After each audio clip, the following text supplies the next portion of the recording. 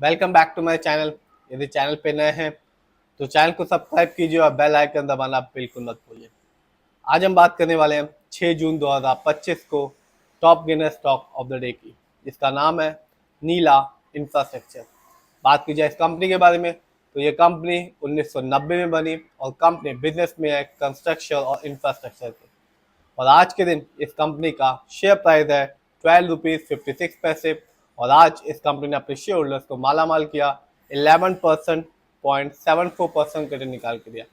सिर्फ इतना ही नहीं, यदि हम इस कंपनी के शॉर्ट टर्म को देखेंगे यानी कि एक महीने को, तो यहाँ भी इस कंपनी ने अपने शेयर होल्डर्स को बिल्कुल निराश नहीं किया और रिटर्न के तौर पर दिया 36% का रिटर्न।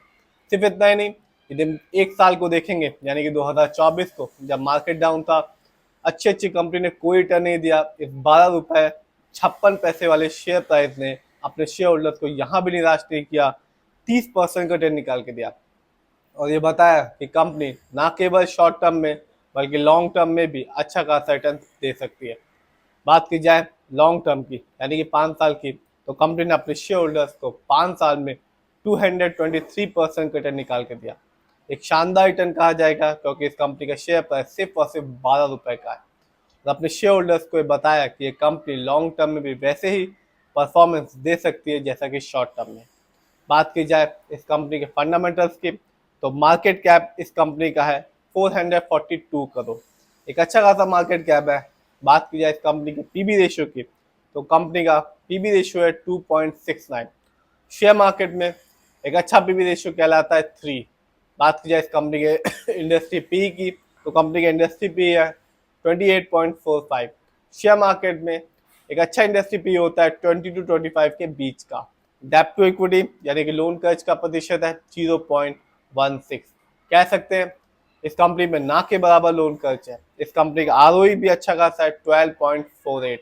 शेयर मार्केट में एक अच्छा आरओई कहलाता है 15 to 20% के बीच का। जब भी किसी कंपनी का आरओई हाई होता है या पॉजिटिव होता है तो ये बताता है कि कंपनी हमारे पैसे को सही जगह ढंग से इस्तेमाल कर दे, जिससे हमेशा एक शेयर होल्डर्स को लॉन्ग टर्म में एक अच्छा खासा रिटर्न देखने को मिलता है।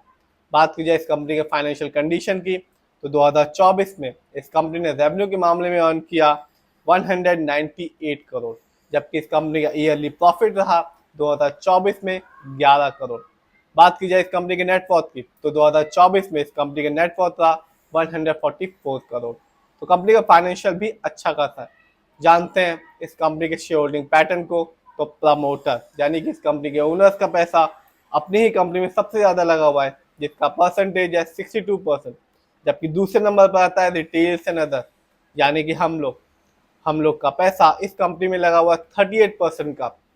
तो शेयर होल्डिंग पैटर्न भी अच्छा खासा है क्योंकि प्रमोटर की होल्डिंग सबसे ज्यादा लगी हुई है इस कंपनी में। बात की जाए इस कंपनी की कुछ अच्छाइयों और कमियों के बारे में, तो कंपनी ने अपने खर्चों में कमी लाई है। दूसरा, कंपनी ने अपने वर्किंग कैपिटल रिक्वायरमेंट डेज को भी कम कर लिया है, जो कि है 66.2 डेज से 34.3 डेज में। जानते हैं इस कंपनी की कुछ कमी के बारे में, तो कंपनी ने प्रॉफिट तो अर्न किया पर अभी तक अपने शेयर होल्डर्स को डिविडेंड नहीं दिया।